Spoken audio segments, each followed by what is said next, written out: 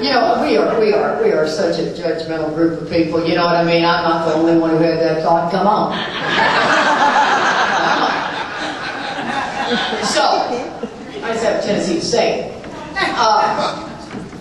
You know, this is such an honor. It's always an honor to be asked to speak. I take everything I do in Alcoholics Anonymous as an honor.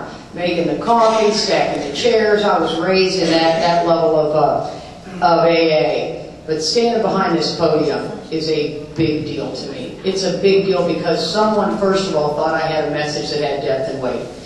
And I also believe I do have a message of depth and weight. And I also believe that I have a way of sharing my experience that I hope will help you. And I think if you can mix a little criteria together, you too can get behind the podium. It's open for everybody. But because I've got a God that is absolutely crazy about Katie, crazy about me, loves me, period. Never been loved like that in my life. I've been sober since October the 28th of 1984. And I'm very, very grateful. I've got 26 years of sobriety. I drank for 14 years. You will hear very little of my drinking story. I have always believed that it's more about sharing my experience of being sober. This is what we're trying to achieve. So you'll see very little of my drinking experience. However, I will qualify, and you'll hear a whole lot more of how I live sober. Because to me, that's a lot of work. It's a lot of work, at least for this drunk. I got my glasses. They've got to be cute. That's criteria number one. And I really don't like this part of it. I want this, but I can't do that because then you're all blurry, so I have to do this. But I want to tell you, first of all, speaking Sunday at 2 o'clock, oh my God, finally. That's all I can say. I'm like, finally. It's my turn. And every speaker that spoke, I thought, yeah. So this is going to be 2 hours. Where'd Lee go? I need to tell him it's going to be a 2-hour talk. Are y'all ready for the ride? I am spinning up here. I got all kinds of stuff to talk about. First of all, too, it's, when we first came into the conference, I saw this security ribbon, and I want one. I want to be security. I actually want a gun, but that's not You will see quickly on, my husband says I'm a little like taking a drink out of a fire hose, and you will figure that out real quick. I am not a submissive, shy gal. It's been such an honor to get to know Monica, and she reminds me very much of me. And I like that. She's also the cutest darn thing I've ever seen. And the minute I saw her, I thought, we'll talk AA and a couple of beauty tips, you know, for sure. And I'm a tomboy. I shoot shotguns. I like to power wash. I prefer to have driven a concrete truck for a living. I got tomboy all over me. But when I see a pretty girl, I'm also going to learn all about that too. You know what I mean? It's like, show me how you do that. So she came up and did this hair. Not bad, huh? That makes you boys don't have somebody come to your room doing your hair. God, I love being a woman. And I really do love being a woman. I love being a woman, a strong woman in Alcoholics Anonymous. I love having a strong opinion in Alcoholics Anonymous, and I also love being able to be taught. And there's a lot of things that we got to do, fine lines to bring this all together. But you'll hear some of my opinions. Of course you're going to hear my opinions. I'm going to talk for an hour. Show me one alcoholic that's not going to have an opinion in an hour. You know, you're going to hear some of my opinions, but take those opinions, run them past the book. If they don't stand behind the book, then so be it. But the truth of the matter is this is a program about us saving lives, right? I am merely the vessel for you to get in touch with the power. That's all I'm here for. We are beyond human aid, the book says. I'm a big fan of that big book. I absolutely love this book. And there was a time in my sobriety that if I saw you carrying it, I ran as fast as I could from you because it bothered me that badly. How that happens is beyond me. The ego is cunning, baffling, and powerful. The disease of alcoholism rests in my mind. That's a dangerous place. And it doesn't sleep. No, it does not sleep. I have to say all the speakers have been spectacular, haven't they? Yeah, they really have been.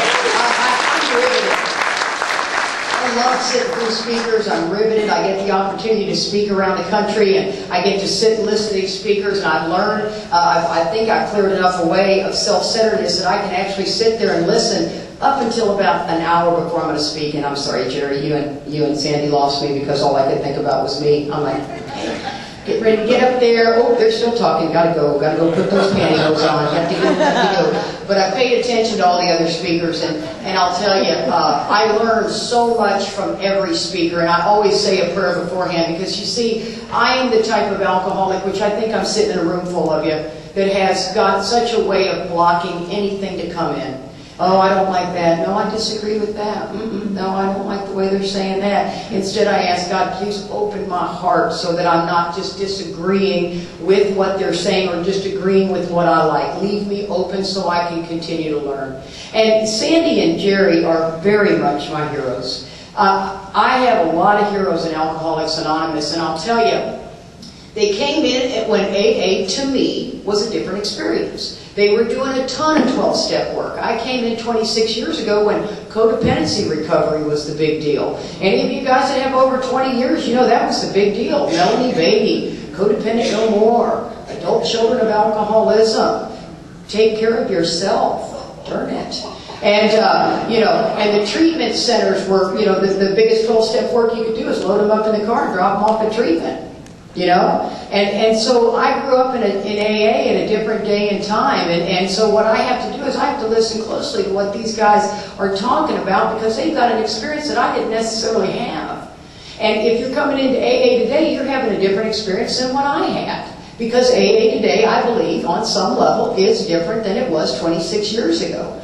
At least that's my observation of when I see it. So I'll be coming in and out of that experience, and you'll see it. We have a couple more speakers left. Angie is spectacular. Where is Angie? There she is, my girl back there. She is spectacular. And then where is Paul? Who is Paul? I haven't met him yet. And he's speaking Monday. So I'm sure he'll show up. On my resentment inventory. But other than that, it'll be fine. And you know what? As it would be, I have a new best friend. And my new best friend, because you always meet speakers and you just fall in love, is Stu.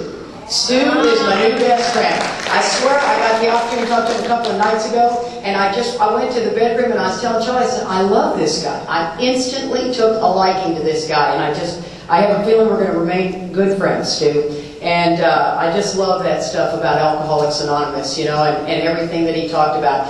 I have a home group. My home group is the primary purpose group. We study the big book line by line, word by word, day after day, only one day a week, but week after week. It takes us 18 months to go through the first 164 pages of the big book. We have a 1935 dictionary, and one of the cool things about that meeting is it's a little different than a lot of other meetings is we study the book as it was written. Not necessarily our experience with it, which is not a bad thing. Why is there is a solution before more about alcoholism? Why is we agnostics after that? Why did they put the doctor's opinion first? We study the book as it was written, kind of as if you were going to a Bible study, and it was it's been so enlightening to me because if you don't read and study the book, it to me is the directions to get me in touch with this power, and I've got a sponsor that's going to tell me how to do all of that. But I've got to study the book to learn the book to get the directions to get to the power, right? It's a pretty simple solution. Well, for a long time in my sobriety, you'll hear in my story that was not what I did, and you'll get to hear what happened in my life because of that. It's not a pretty picture. I have 2 children. I have a 32-year-old daughter. I had her when I was 21. She was 5 years old when I got sober. A 22-year-old son. They have both blessed me with grandchildren. I got to tell you, grandbabies, I'm right there with Stu. They are God's do-over for the drunk. Let me tell you. They are spectacular. And they innately love you through and through. I mean, through and through. And so my grandson's almost 5, and he'll say, Graham, can I have a popsicle before dinner? I'm like, I have 3. Sure. Run with the scissors. I don't care. That's not my job anymore. do not tell your parents, okay? And I am teaching them how to lie, and you know, that happens, I'm sorry. I'm 53 years old. I believe that getting old is a privilege. I see the rest of the world doesn't all share that opinion with me, but I love getting old. I have found that there is such a joy in being older and wiser. Now, there's a couple of things I don't like about it, but the truth of the matter is, the average person in this world is not digging getting older. As a matter of fact, you'll hear the common complaint of getting older. Well, I don't like getting older because, you know, and I'm like, man, the alternative is terrible if you don't take a positive flair on getting older. It's a privilege. It's a privilege. And I mean, gosh, after 50, you know you're on the back nine. So I mean, you know, enjoy the back nine, you know. The other thing about that too, that the book says the most satisfying years of our existence lie ahead. Doesn't say it peters out after 10 years. It says, yeah, well, once you get to a certain age, yeah, just, you know, suck on the oxygen, you know, enjoy it. It says, man, that the most satisfying years lie ahead. I'm a firm believer in that. I take alcoholism very seriously. I don't believe Alcoholics Anonymous is a self-help program. I believe it's a fatal illness, and people die all the time. And if you're on the firing lines, man, you will see that it is about saving lives. It is about trying to get people connected to that power. And when you see that, the magic in that, you know, the book talks about, it's really cool how the book talks about how men and women drink essentially because they like the effect produced by alcohol. Oh, a little understated, wouldn't you say? Yeah, I love the effect produced by alcohol. I didn't burn my world down because I liked it. I love the effect produced by alcohol. And it says, you know, having taken a few drinks, and they get the ease and comfort that come from taking a few drinks. And today what I look at that now is I get the ease and comfort by taking a few steps. Because when I work with another drunk, I get that satisfying, and that's always what I was looking for in the drink. I mean, how many of you guys, I loved it. I've always believed this is on the way to get the drink was when I was already relieved. I felt the relief long before I took the drink. Because I knew I was getting ready to get that. But the only problem is I suffer from an allergy. And that allergy it manifests. That's a big word. How many of y'all got some of these big words when you come into Alcoholics Anonymous? The manifestation of a craving. What the hell does that mean? You better have somebody explaining that book to you, or it does not make a lick of sense. So manifestation means how it shows up. It shows up in an itch I can't scratch, a trap I can't spring. I had no idea that when I started drinking, I kicked into the phenomenon of craving, triggered the allergy. I was off to the races. I always thought I just changed my mind. How many of y'all took a few drinks and thought, you know what, I do need a few more? How many of you guys sat at the bar and the bartender said, you need another one? And you went, nope, I am just fine. Never do I have that experience. I mean, back when I was drinking, we were at happy hour where it was buy one, get 15 free. I didn't care if it was raw gut whiskey, you know, I'm drinking it. And then right before they got ready to shut down, they'd give you 15 more and you'd have 30 drinks sitting in front of you. It was never enough. And then, you know, it says that the disease of alcoholism rests in my mind. So I got a mind that's always going to take me back to the drink. And I got a body that cannot successfully drink. I got to have a fatal dose of alcoholism in step one. There is no good news in step one. Step one is a fatal dose of alcoholism. I don't believe you make step one just by showing up to AA. You can have a moment of clarity, but you darn sure better explain the disease of alcoholism to me, or I don't understand what you people want me to do. I sat in the rooms of Alcoholics Anonymous, raising my hand, saying I was an alcoholic with not a clear understanding of what it was. Did I stay sober? Yes, I did. But let me tell you what, it was a rocky little road. And I believe that understanding the book and teaching the book to the drunk is not a bad plan at all. It's not a bad plan to sit somebody down and explain to them what, like the book says in working with others, what precedes the first drink. That mental twist is what I need to talk to you about. Are you the guy that sat there in the morning and said, I swear to God I'm not drinking today? I never said I'm never drinking. How about you? Never. I wasn't ever not drinking. I'm just not drinking today. Today, I'm not drinking. And then within a few hours, I was drinking. See, and that's what the new guy, when you start talking to the new guy like that, and then you talk about that strange mental twist, and then once you start, you can't stop. And we always drink at the wrong time. I mean, how many of you guys drink at the wrong time? Always at the wrong time. And so, we weren't walking around the bars, walking into the bars going, God dang, Bill, had this doggone obsession on me all day long, and I know the minute I take that drink, I'm going to trigger that phenomenon of craving. Load me one up, I'm doing it anyway. I just said, God, I can't take this outside world, I'm having a drink. And I had no idea what I was doing. And as a woman, see, my story is not at all like Teresa's. I love that little gal, man. I've seen Teresa's out there. That was not me. But I'll tell you, I was not a blackout drinker, and one of the reasons is I got an extensive experience with outside issues. But I am very respectful of singleness of purpose. Once I understood singleness of purpose, I was respectful of it. I wasn't respectful until I learned what singleness of purpose was about. But I'm not going to go into all that. But I have extensive use with outside issues because I was deathly afraid of becoming a blackout drinker. So I did a lot of outside issues to make sure that I was not passed out somewhere where someone could take advantage of me as a woman. And a lot of people say when I speak, they go, oh man, Katie, I'm so glad you're able here to talk to the women. I just want to slap them. I just want to slap them. I go, so you think I was just talking to the women?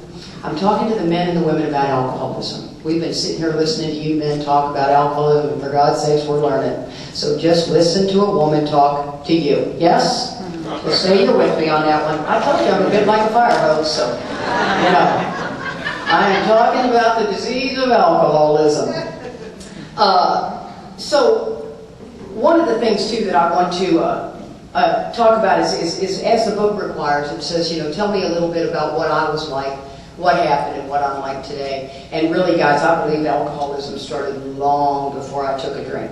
As a matter of fact, I would never be looking back at my life if I wasn't in Alcoholics Anonymous. As a matter of fact, the only thing I'd be looking back on my life is all the things that it handed me poorly, right? But all of a sudden, I am asked to look back at my life. I'm asked to write inventory on the things that are bothering me. They usually start with mom, dad, brother, sister. That's the traditional inventory. Well, one of the things about me that I started looking back at, I would never have thought of this either, is that I used to love to hyperventilate. And now think about this. We would take a towel, wrap it up, and strangle each other till you passed out. At 8 years old. Think there's something wrong with that, kid? Oh my God. And I swear, when you come back into the world, and there was that moment where it went from dark to get a little brighter, it was like, do it again. Do it again. And I swear there were some kids that just shot out of the room. And I really believe that those are Al-Anons. They just shot right out of the room. I want nothing to do with that. Do it again. Do it again. And I loved Vicks Formula 44. I was a sick little kid. That black stuff, I used to just drink it all the time. I would never have thought of those two things had I not gotten sober.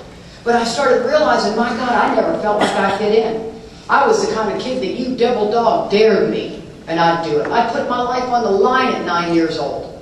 There was nothing I couldn't do. That's the kind of kid I was. Our program talks about self-manifested in various ways as what caused our failure. We had to get down to the causes and conditions. Is it hard to see my personality? Not at all. I am outspoken. I am prideful. I'm loud. I'm passionate. I am fiercely loyal.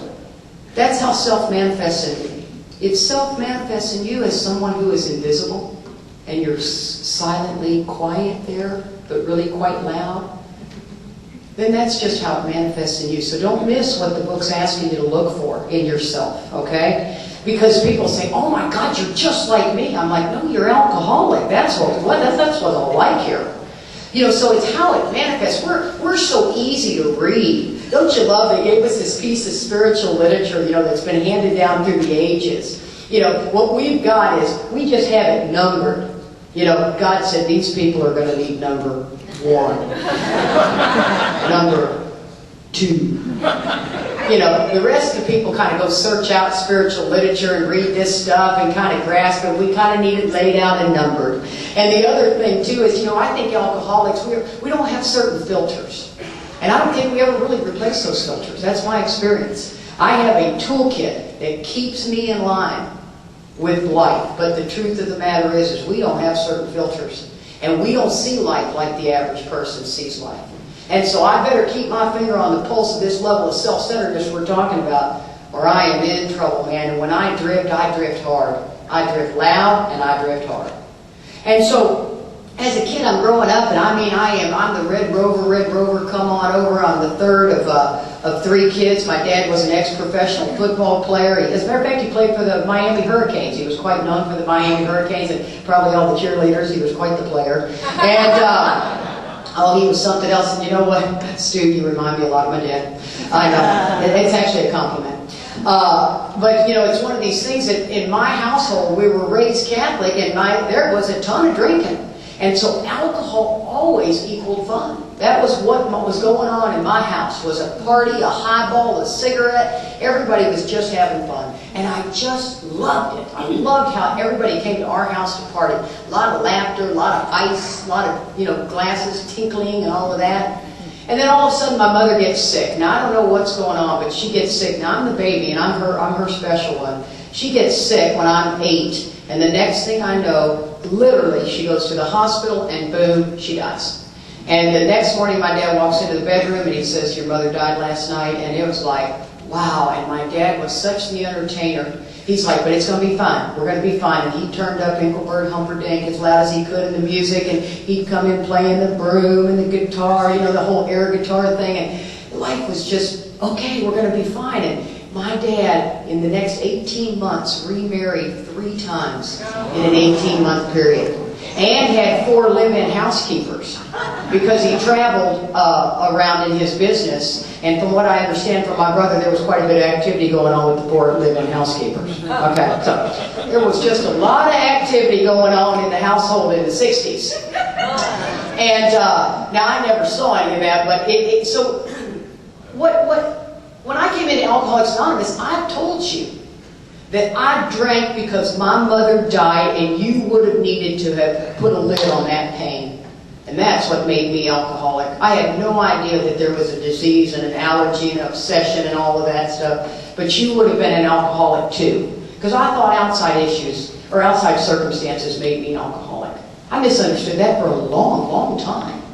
And what I understand today is those outside circumstances just influenced my old ideas. So I'm the kind of gal who's got a host of old ideas based on what my outside, circumstance was. There was a lot of women came through the door. My dad was a party animal, yada, yada, yada, yada. I built this whole life, and I just dip into my old ideas, not even knowing they're an old idea. And that's what the 3rd column of a 4-column inventory is about.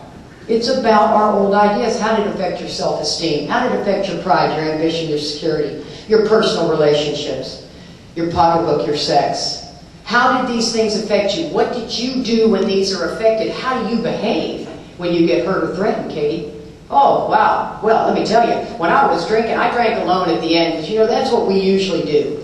We usually end up drinking alone because, wouldn't you guys agree that we run off the moderate drinker instantly? Instantly. They are horrified by our drinking. And the hard drinker hangs with us until given sufficient reason they can stop or moderate. And so then we basically got to drink alone. Because nobody drinks like I drink. And once again, I can tell you, I started drinking at 12 years old, and for me, at 12 years old, now keep in mind, outside issues were easier to get than booze. Because you were going to get caught drinking the booze, Mom and Dad's booze. And so what we would do is we'd go down, we'd sit in front of that 7-Eleven at about 12 years old, and we'd wait for Creepy Guy. You guys know Creepy Guy. Yeah. We'd wait for Creepy Guy to pull up, and there he is. We see our mark. And we go up to Creepy Guy, and we say, "Listen, we need you to buy us some booze." It's about 3 little girls. And he goes, "Okay." Okay. And he goes in there, and he gets that booze, and he comes back out, and here's the trick. We got to lose Creepy Guy. See, we're on bicycles. We're not in cars. We're not drinking in the bars. We're on bicycles like E.T. And we get on those bicycles, man, and we take off, and creepy guy is following us because he says, "Can I come?" And we're like, "Sure." And we get into the woods as quick as we could, and we lose creepy guy. Now here's the tricky thing, guys. Creepy guy's in this room, aren't you? See, you just thought you got away with it. And I know who you are. But that brings me to a point that it's an interesting point in Alcoholics Anonymous to make, and I feel like God has asked me to make certain points up here, and I keep saying to him, "Are you really? Really? I mean, I like everybody to like me. I was voted most likable. I really want everyone to like me." But the truth of the matter is, he keeps saying yes. And I just want to give you something for your thought. There is a big ordeal that goes on in Alcoholics Anonymous about who the predator is. Who is the predator in Alcoholics Anonymous? I personally think the predator is the women.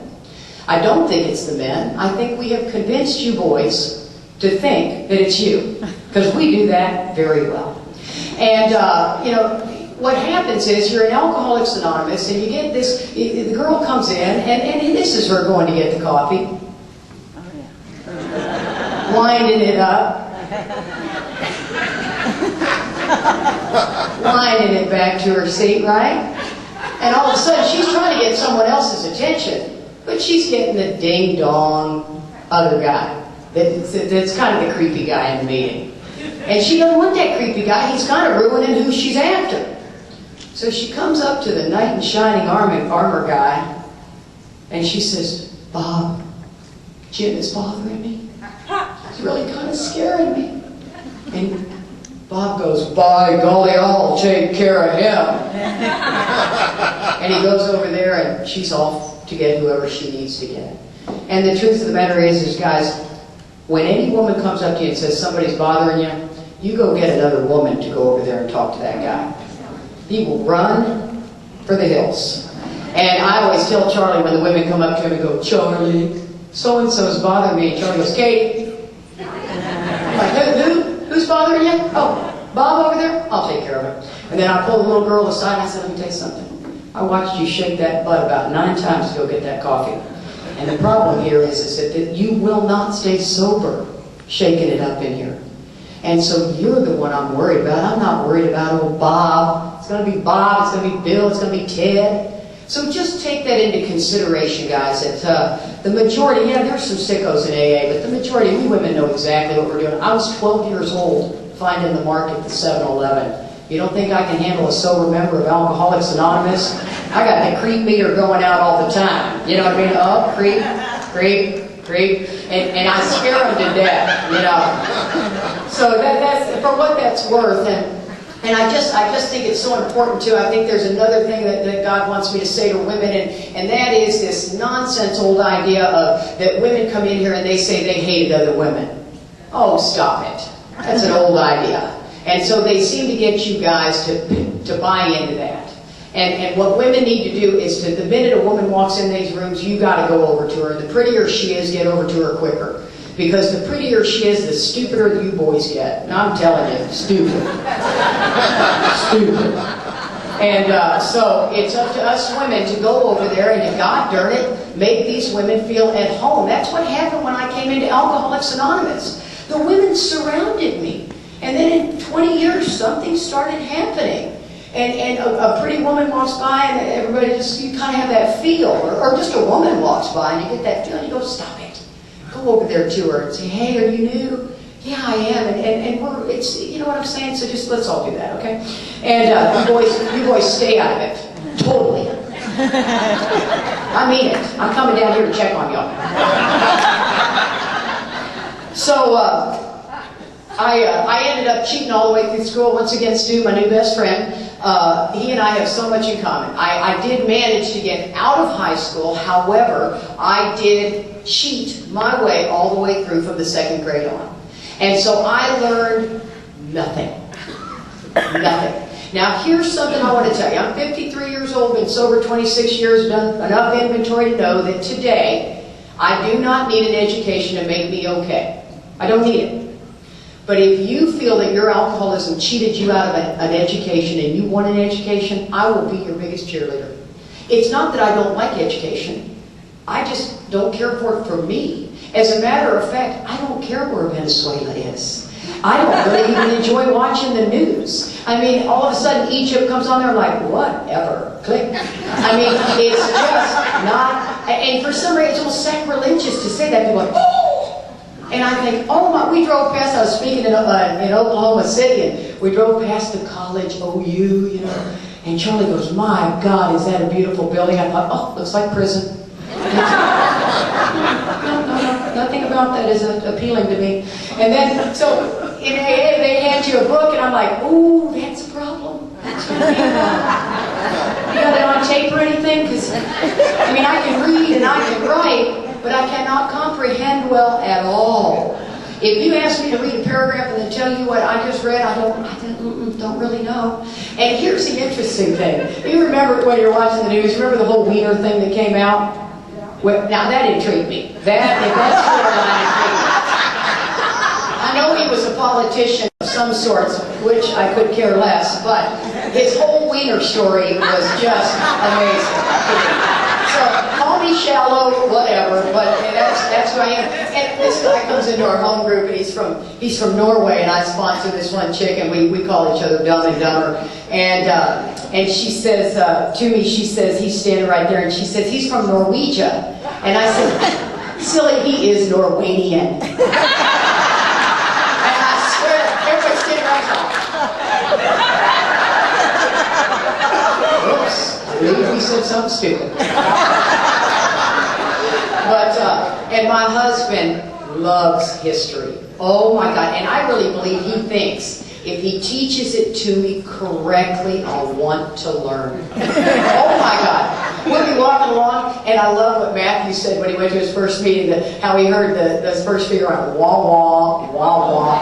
When my husband starts with the history, it's like wah, wah, wah. We're in New York. I believe it was New York. I can't remember. The Nile River. Does the Nile River run through New York? He said something about the Nile River. And I'm like, oh my God, we're walking down the hallway. I think this hallway is too long. I'm not going to make it long. Well, the Nile River originally started in the upper panhandle of the left coast of the whatever. And, oh my God, he drives me crazy. I'll ask him, I'll say, Charlie, how do you spell something? He'll go, let's sound it out.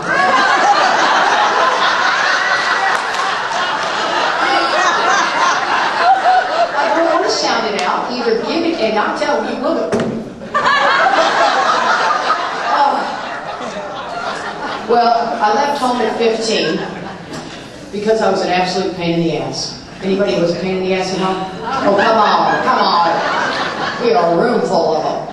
Or you raised one. How many of y'all have your kids that are a pain in the ass? Yeah, there you go. So, that was me. Now, here, I was the youngest of three, and I am not kidding you, I was such a pain in the neck that my father did not come looking for me when we had the big fight, and he said, if you can't live under this house, you're going to live out there. And I said, I'm gone. And I never went home. So I'm 15 years old. I managed to finish school because I have everybody doing what I want them to do, because I am the keen at convincing you. I love page 61. It says, what usually happens, the show doesn't come off very well. So I back up and I become more demanding or gracious, as the case may be. I got to work the crowd. I got to work that principal, and I got to work every teacher, and I got to do all of this because I am 15. I am on my own. You hurt or threaten me, watch out. I will get what I need. See, that's the kind of people we are. We don't roll over. Nobody rolls over us. We do what needs to be done and get it done. And that's what I did.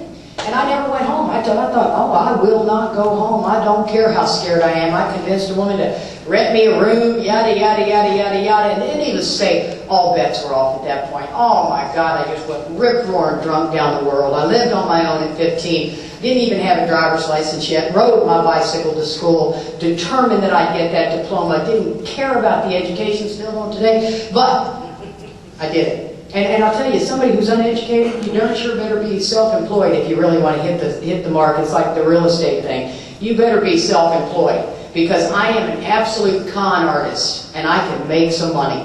Making money, you don't have to be smart to make money, do you? You don't have to be well-educated to make money.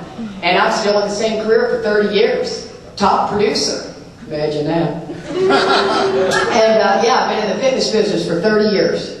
And I've been, one of the top producers in my franchise. And that's what I'm talking about, guys, is it was one of those things that it's like, oh, it's not about being dumb or smart.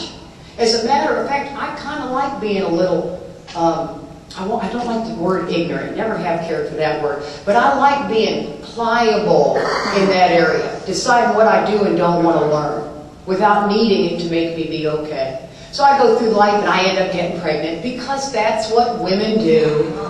Could you boys imagine if you had to remember to take the pill? Could you imagine how difficult that would be? It is not easy to remember that. Now think in a drunken stupor or a 4-day blackout. Did you take your pills, boys? It's not an easy thing to do. So of course we're going to end up pregnant. That's just what we do.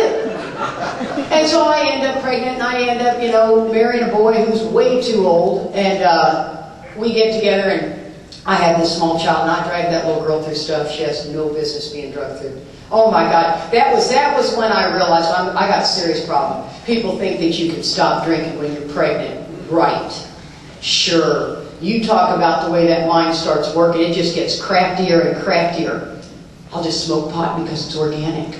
You know what I mean? It just comes, all kinds of things come. I'm out there smoking cigarettes. Right after she was born, the girl in the room, in the little, drape next to me says, "Do you need anything?" I said, "You got a cigarette?"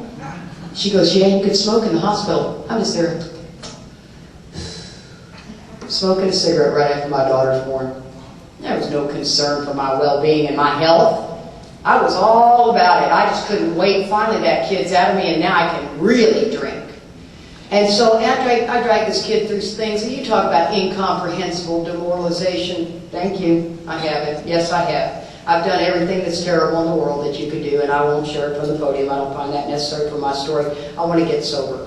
And so I realized alcohol became my solution.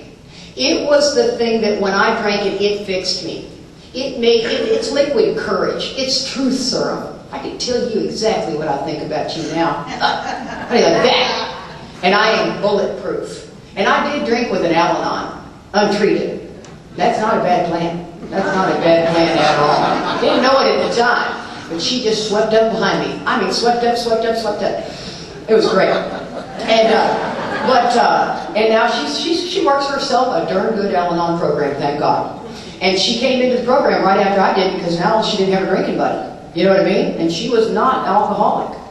So what ends up happening, fast forward, I tumbled into the rooms of Alcoholics Anonymous. You'll love this, chasing a boy. People say, well, you need to come to AA for you. All right. How many of us came in here just for us? We came in here to get the pressure off of us. We came in here, the majority, some of you may have, but the truth of the matter is, we came to get everybody off our back. Get off my back, man. I'm done. I'm done with my parents telling me that I'm dragging this kid through. Needless to say, I got divorced. That wasn't going to work. Single mother, that child should have been taken from me a long time ago. But Child Protective Services back then wasn't a big deal like it is today. Crack has changed all of that. Thank goodness. So I tumble into the rooms of Alcoholics Anonymous chasing this boy that said he had 6 years sobriety, a word I'd never heard. I said, 6 years sobriety? What does that mean? And he said, I haven't had a drink or a mind-altering chemical in 6 years. And I thought, big fat liar is what he is, but he is so cute. I'm chasing him in there anyway. And so I chased him into that meeting, and here's the deal, guys. The night before, I was dressed as Tina Turner because it was a Halloween weekend. And of course, it was all going right. My car broke down because you had that junky old car, and I had that gold hair, and I had this really hot dress on, and the sequins, and the fishnet tights, and Tina Turner was my hero because she's a strong-willed woman. La la la la la. And so I ended up telling these boys, I'm thinking I can get their attention. I said, you know what? I think I drink too much. I think I need to go to AA. And they're like, really? Yeah. And I'm thinking this is all a good plan until all of a sudden they say, it's time to go. And it's like, whoa. Maybe overreacted, had all your attention when I said I was going. I end up going into that meeting scared to death, thinking I've made a bad decision. And I walk in, it's a room full of people like y'all. I'm like, what? Where's the trench coat guy, and the no teeth, and the bag, and the bottle, and I got all these old ideas about what alcoholism looks like, right? And I look and I see all these people, and these women immediately come to me. There was none of this weirdness. These women just come to me. It's 1984. And they just surround me, and I'm like, okay, I'm digging you women, but I'm kind of wanting to sit with these boys over here. And they're like, no, you're going to come with us. And the next thing I know is I'm sitting in that meeting. They say, is anybody new? Now remember, I have not showered, so I've got gold hair kind of towering to the left here, and I got the makeup under the eyes. Now I think I am cute. I love when Teresa said that.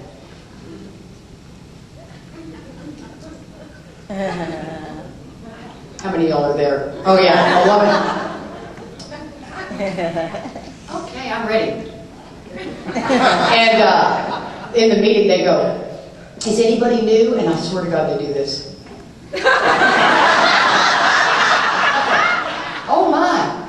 I said, me? Yeah, I mean, okay. And I just said, I'm Katie. I didn't say I'm an alcoholic. I didn't know what I was doing, right? And I ended up having, the laughter was just intoxicating to me. I hadn't laughed in so long. And I was sitting there going, oh my God. See, I came into Alcoholics Anonymous and absolutely fell in love with you guys. It was the greatest miracle in the world. And God said, you know what? The only way she's going to probably get here in order to not kill that child is to chase a boy in.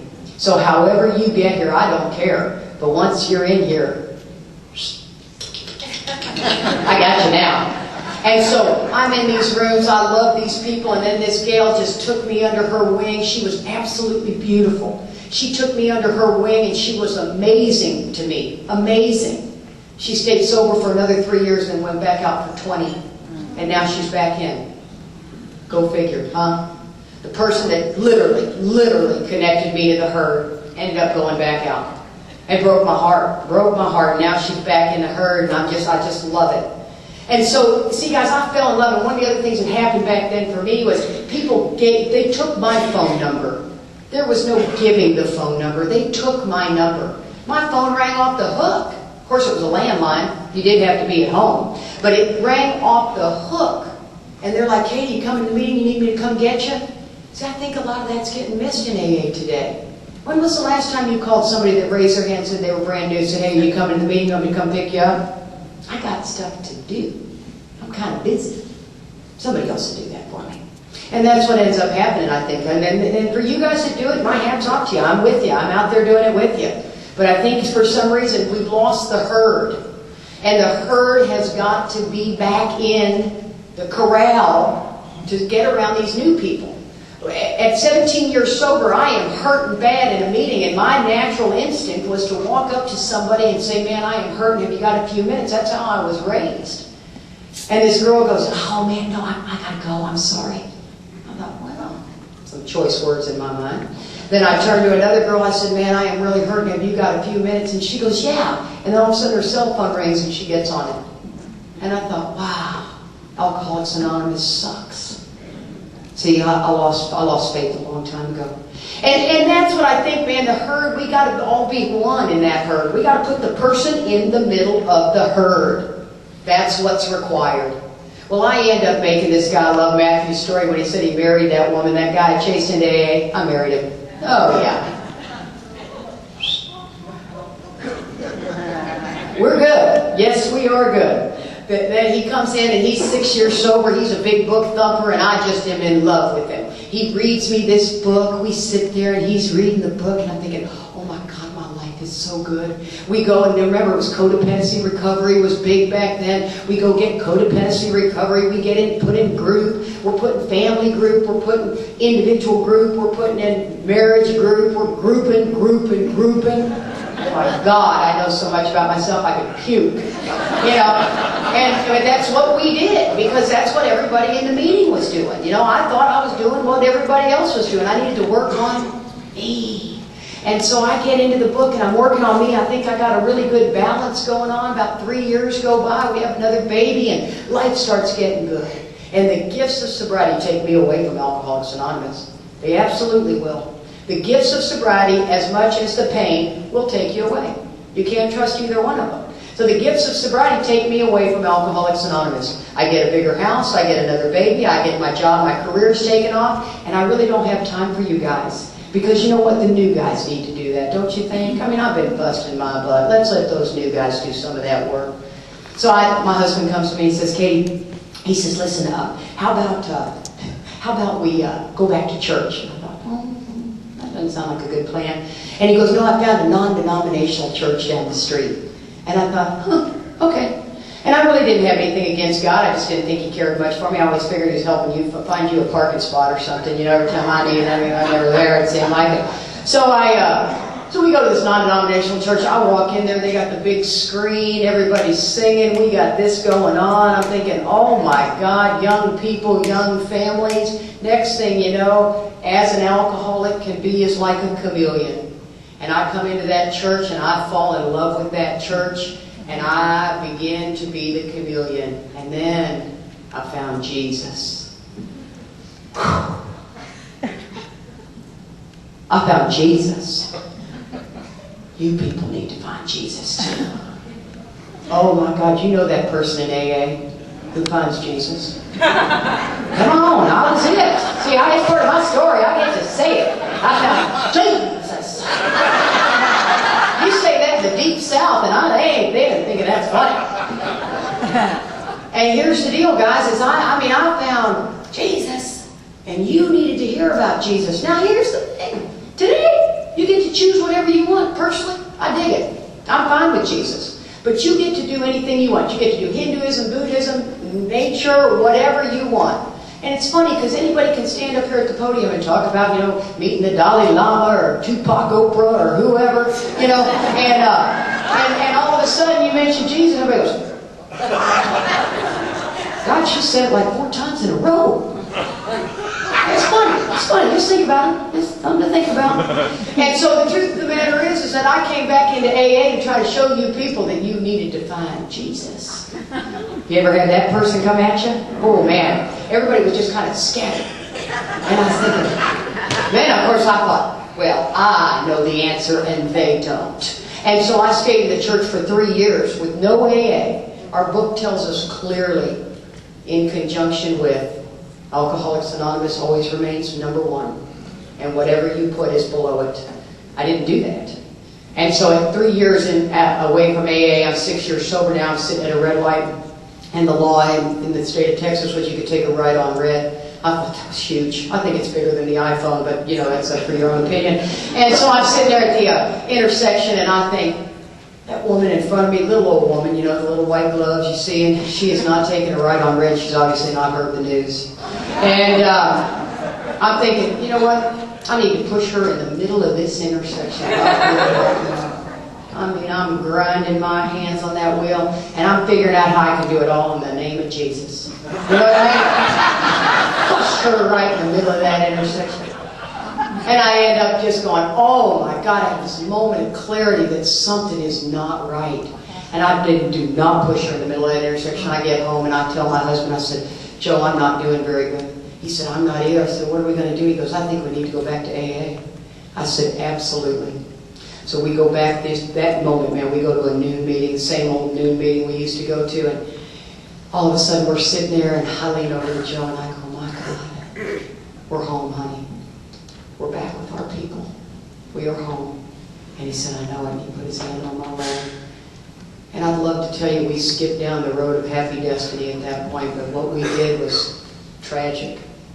And we did it. Nobody did it to us in Alcoholics Anonymous. I take 100% responsibility for the rest of my story. I take it all. It's all my responsibility. Is we did what I didn't realize we were doing. It's called meeting-based sobriety. We sat in the rooms of Alcoholics Anonymous in hopes that the fellowship could keep us sober. I couldn't have told you where my big book was. I didn't get a sponsor. I just needed a meeting. And I did those meetings, and I would go to a meeting and I would get relief, but never freedom. And I didn't work those 12 steps. I'd already done them, for heaven's sakes. I did them. I went to church. I've grown spiritually. Get out of my face. And then what do you do in meetings when you're only working on the fellowship? You start picking off people in AA, don't you?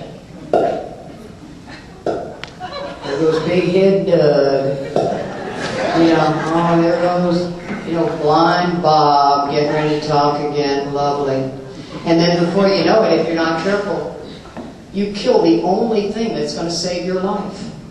Now, I don't know I'm doing this, though. I have become a victim of my own delusion that I can rest, satisfaction, and happiness if I just manage well. Our disease is so tricky that it tells me alcohol is the problem. And without alcohol, I should be fine. And I've done enough AA. Now, for heaven's sakes, I'm 10 years sober, 15 years sober. You can't tell me anything. I'm sitting in the rooms of Alcoholics Anonymous going to 5 meetings a week because I need relief. See, when you're only in the fellowship and you're not in the work, it's a circle. It's not a line. The steps are circular. They don't ever stop. We have 4 through 9 to clear us, right? 4 through 9 is to get me unblocked because God rests in here. 10 and 11 are discipline steps. And 12 is about helping his kids. And so what I didn't get is, there was no discipline. I had found my amends had made it into a drawer. I only made the ones of the immediate tornado. I probably made 20 amends. I bet I had 400. But I wasn't going back to all people. I wasn't even that bad. I mean, come on. Don't I have some support in here? They're not that bad. Oh, yeah. I was stark raving sober. Stark raving sober. So what do you do when you're that sick? You got to find a really sick AA meeting. And then you got to become a member of a sick AA meeting. And you know, people say that, AA is... Oh, let me tell you, I was an active member of a sick AA meeting. We could have been called always in collision with somebody or something, even though our motive was good. We were sick. And here's a tip for you to figure out a sick AA meeting, is it never grows. It's a dangerous place. Now, a really healthy AA meeting will usually grow, but a sick one usually stays pretty stagnant. And there's something in the book that I love. It says half measures avail us nothing. It says that some of these we balked, middle of the road. There is no middle of the road solution. The book talks all about it. I was sitting there living and I didn't even know it. And nobody could come tell me. On page 25 it says, if you are as serious alcoholic as we were, we believe there is no middle of the road solution. We were in a position where life was becoming so impossible, and if we had passed into this region from which there is no return through human aid, we had but 2 alternatives. One was to go on to the bitter end, blotting out the consciousness of our intolerable situation as best we could, and the other was to accept spiritual help.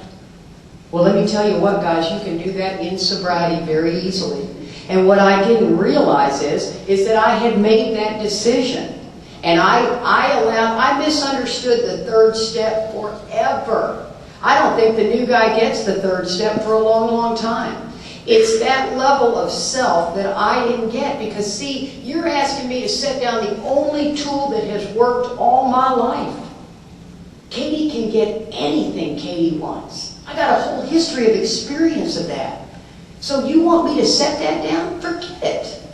I'll bring God in when I need Him. But He ain't touching about 5 of my personal areas of my life, period. I remember clearly saying that to myself. It would be, all of a sudden it would get hot in the kitchen, right? And I'd say, God, I need you on this one. And then I'd hand it over to God and I'd realize He is working way too slow.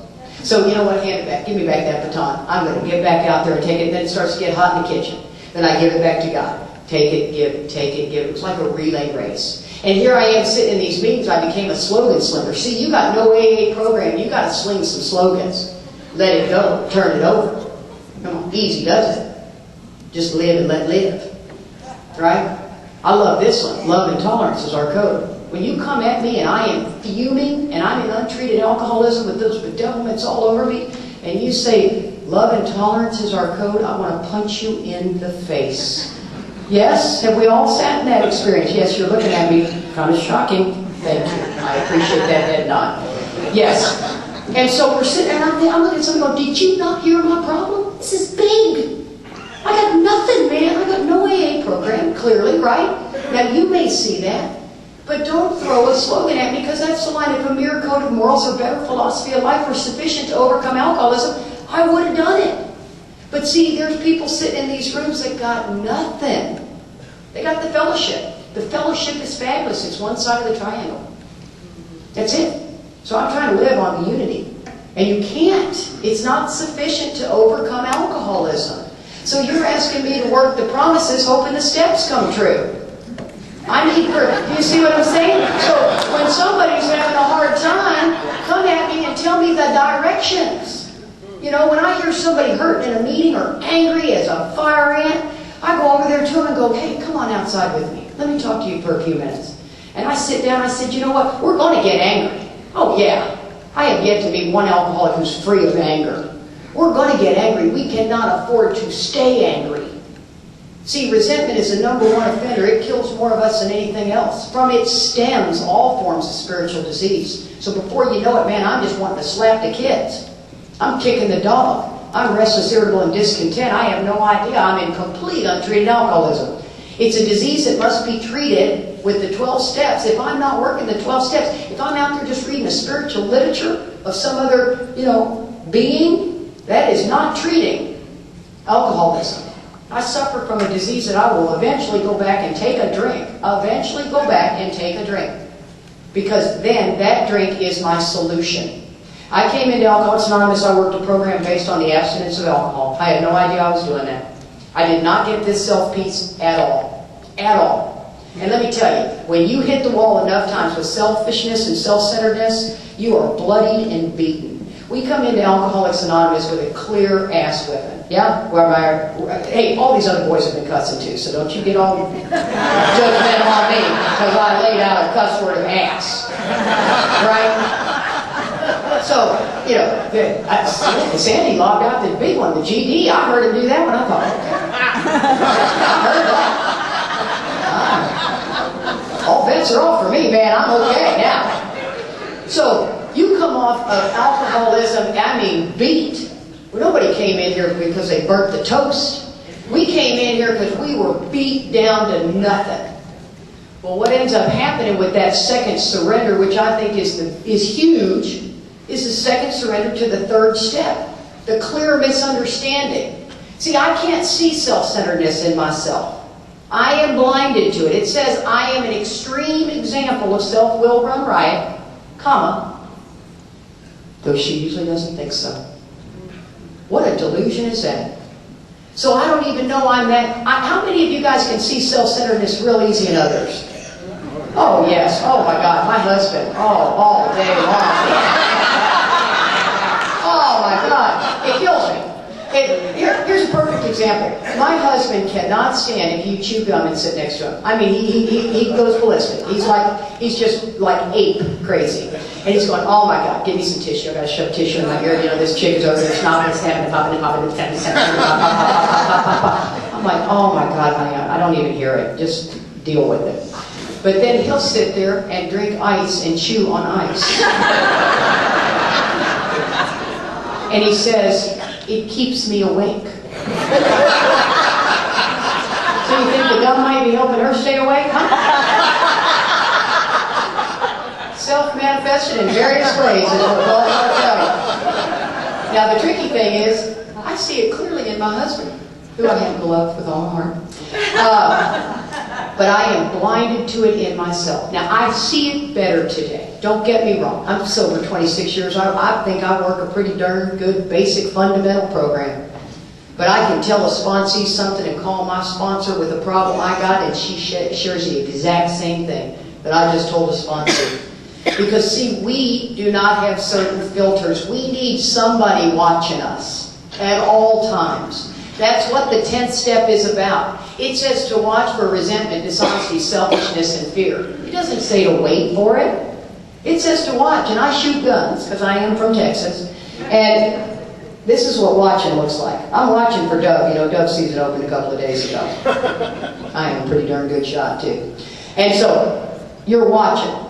And then it says when these crop up, not if. We are to do 4 things. And there's the directions right there. And then you know what you're supposed to do after that? It's shocking when you read the book, guys. You're supposed to take that into an evening review. To double check your work. To be sure, when we retire at night, did we in fact do all the things we were supposed to do during the day? And then guess what? It says then, your corrective measures are to be taken into your prayer and meditation the next day. Shut up. You want me to do that every day? Well, I read the 24-hour book. You want me to do all that every day? I'm busy. I'm tired. See, and this is what it's saying. It's saying if you don't stay on top of that stuff, you're grumpy. And all of a sudden, I'm restless, irritable, and discontented. I call my sponsor about 2-3 times a week. We have a way of doing this because she's at work. She works a very big job. It's criminal justice system. Big shot. She says, you know what? She goes, I handle all the money. It doesn't bother me, but when they bring that cocaine in, whoo, she said, Larry, how like that? You know, and I said, I can't believe they gave you the keys to that vault. You know, thank God we work a pretty solid program. They don't even know what they're doing. But one of the things is she's a busy girl down there. She can't be on the phone all the time, so I leave my 10-step on the phone for her. Man, oh man, let me tell you what happened. I got hurt or threatened today badly. And my indicator is if it bothers me for more than 15 minutes. How many of y'all know that one? Yeah. If that goes longer than 15 minutes, I darn sure better be doing a 10-step. Because see, a solitary self-appraisal is insufficient for me. My disease will tell me it's not. I'm going to fast forward all of a sudden because my life gets bad, guys, bad. My husband gets sick. We've been married 20 years. And he gets very sick and I can't figure out what's wrong with him.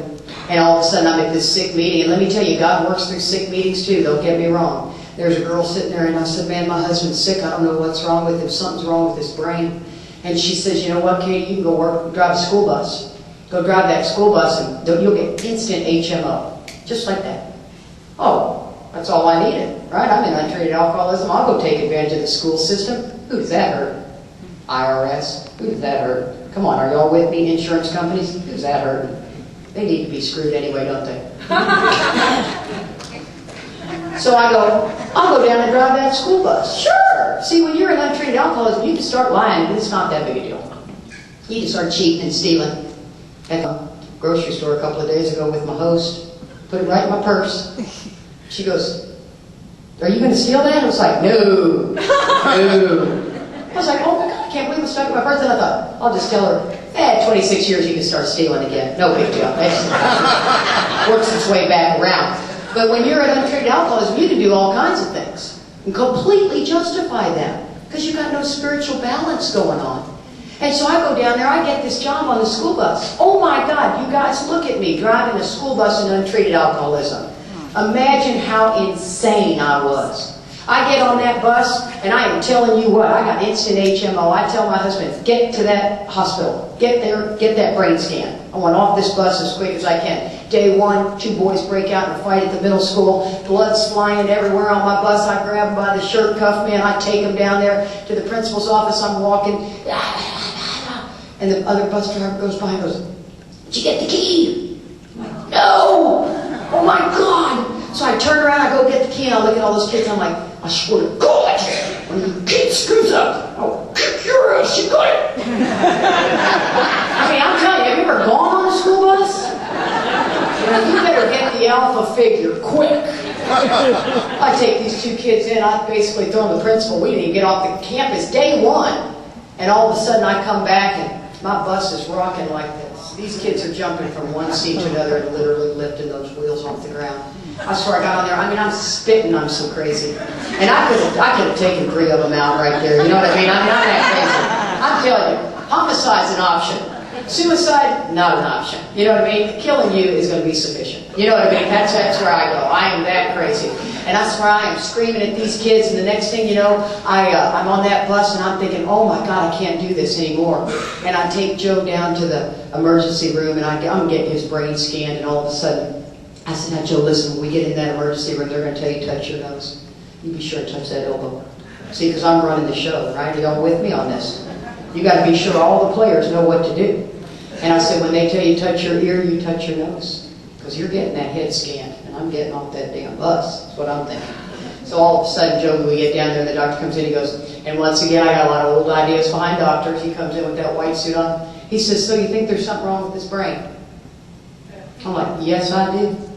And so he says, well, let's see, Joe, why don't you touch your nose? And Joe goes, I'm like, oh my God! The show doesn't come off very well. This is not what we wanted. And he starts abiding by everything the doc tells him. We're not getting a brain scan. I'm thinking, oh, plan B. I'm going to knock this doctor out, take his little white coat. I'm sticking him in the tube myself, man. I don't care what I got to do.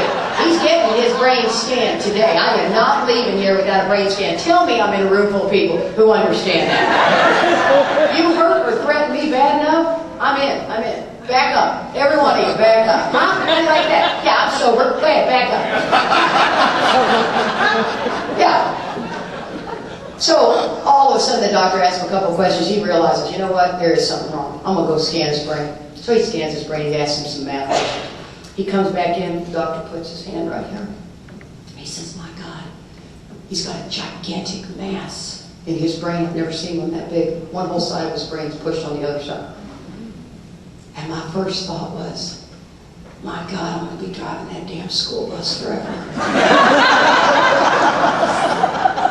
See, that's the level of self-centeredness I'm working with. That's what I'm walking around with today. See, I thought that first thought would go away, guys. It doesn't. Not for me. My thought life is placed on a higher plane, which means when I have that thought, I dig into my toolkit. But I thought those ugly thoughts would go away. It's not been my experience. You hurt or threaten me and it's ugly. What's going to happen to me? Let's say I drove that school bus for 3 more years. And let me tell you, I got crazy on that school bus. You hit that air brake, scares the crap out of kids. I loved it. I brought some style to that school bus too. There was a BMW in the neighborhood. I drove in a rich neighborhood. This BMW guy and I just hated each other. Just hated each other. You see, I work in the program, so I can hate. I can hate you. Hate you. And so, because I went to my meeting, 5 times a week.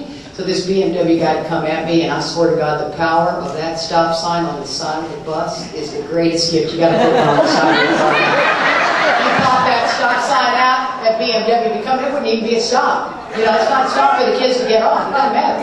Pop that baby in, they're going to go, come on, bring it up. Bring it up. Huh? Gonna mess with that? Go ahead, try it. Pass that. I hope a cop is around. Pull your butt right over right now. He's looking at me, he's going, what is your problem? You are my problem. I had no sponsor. I had nobody take that to. I'm stark, brave, and sober, guys. Stark, brave, and sober.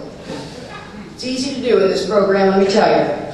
Since we were the bedevilments, we were having trouble with our personal relationships. We couldn't control our emotional natures. We were prey to misery and depression.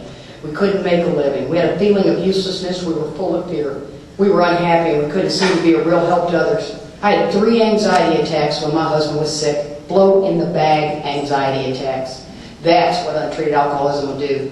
The medical society will want to put you on an antidepressant like that. I didn't touch the 12 steps. I had no idea that those would take care of it. I'm not going down the antidepressant road. If you got your panties in a knot, don't. I'm just saying my experience was I had 3 massive anxiety attacks because I did not have the 12 steps of Alcoholics Anonymous. When it says we have a malady, we have a disease, and I'm not treating it, I'm depressed. I'm crazy, is what I am. I am crazy. Well then, fast forward. When I talk about how passionate I am about Alcoholics Anonymous and about the disease of alcoholism, fast forward 6 years. My husband's sick as can be. He's not gonna die from the brain tumor. It's benign, for God's sakes. We have the most amazing things happen. But we were in untreated alcoholism, and it doesn't matter how amazing they are if you've got no spiritual program. We had AA come into our aid. The fellowship was the greatest we could have ever been. And the next thing you know, my husband's in untreated alcoholism. And what happens to us when we're sitting around in untreated alcoholism? The simple thing that might happen to you is you might have to have a root canal. And all of a sudden the doctor says, you're going to need a little Vicodin. And you go, yes, I am. And they give you a little Vicodin. What happens? It treats the malady, triggers the allergy. And the next thing you know, you're scheduling more dental work. I think I'm going to have another root canal. Okay, bothering me. And we start taking those pills. And what happened to my husband is all of a sudden he wasn't doing very well. And the next thing I know, he's triggered the allergy. He is off to the races. And he ends up dying of a heroin overdose at 23 years sober. Thank you.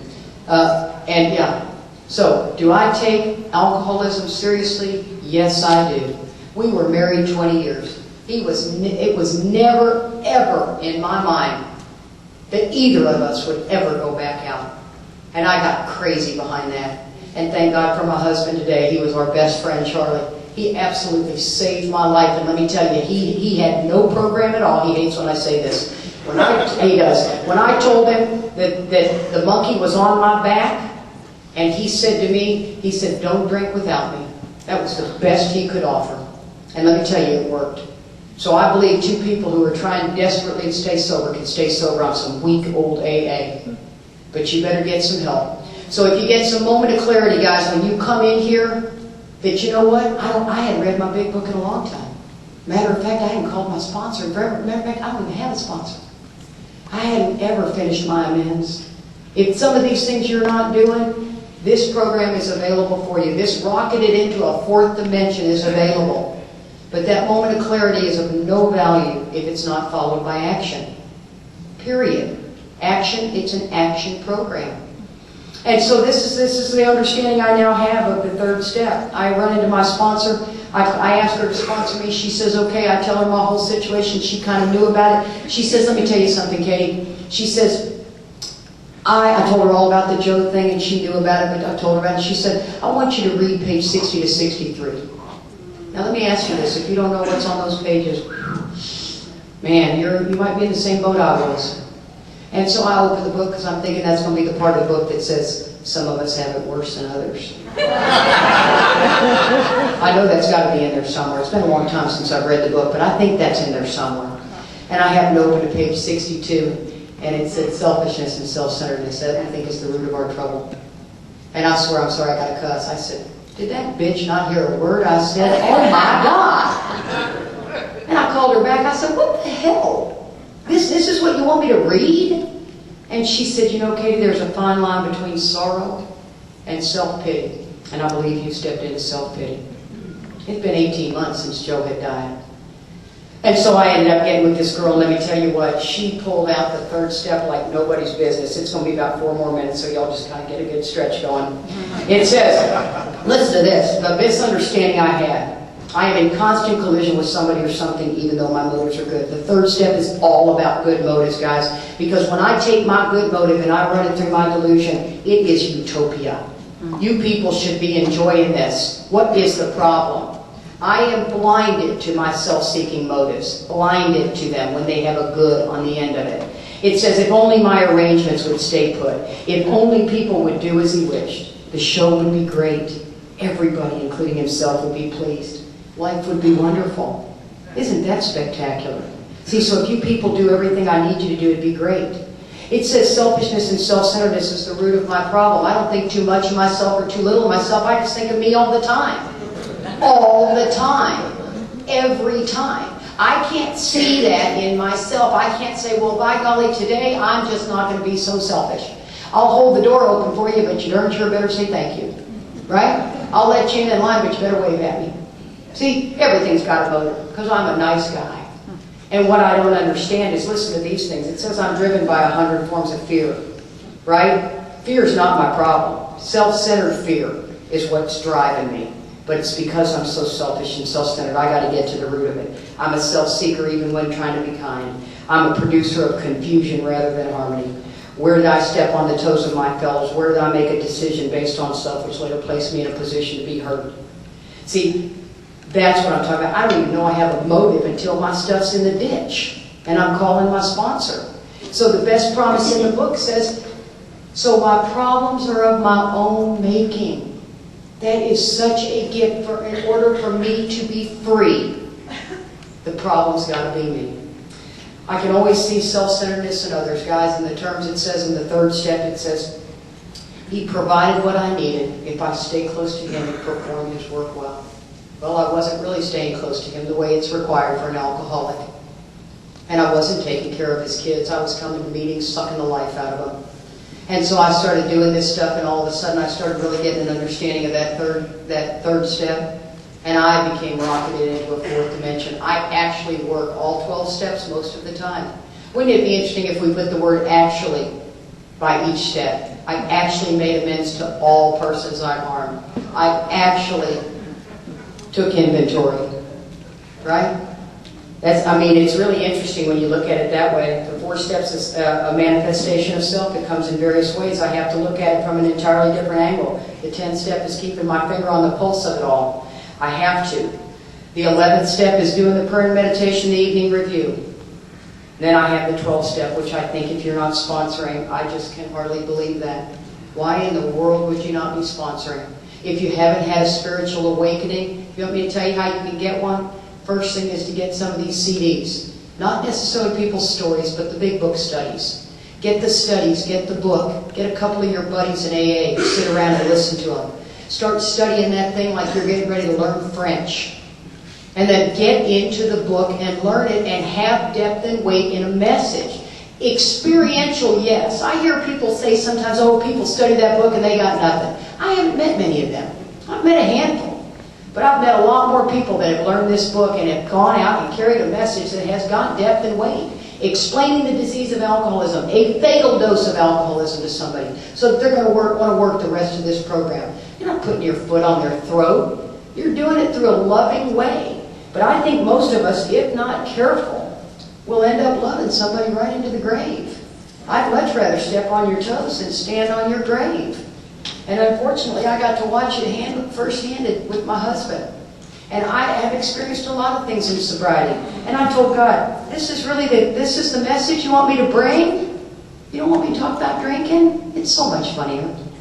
No. He asked me to be the one. He said, you're cute. Bring it. I said, okay, I'll bring it. And I'll tell you guys, one of the wonderful things about this program is it's available for everybody. Oh my God, I'll hand you my phone number. I'll help you the best I can. I'll do whatever you need me to do. You can pick up the phone, call me any day. I'll help you with these steps if you have a misunderstanding. I am available because I've realized that my life has never been better. I've been in the greatest marriage. I never knew I could be so happy. And I love my husband to death, and I lost the love of my life, and God brought me another one. Spectacular. Who would have guessed that? Thank you very much for having me.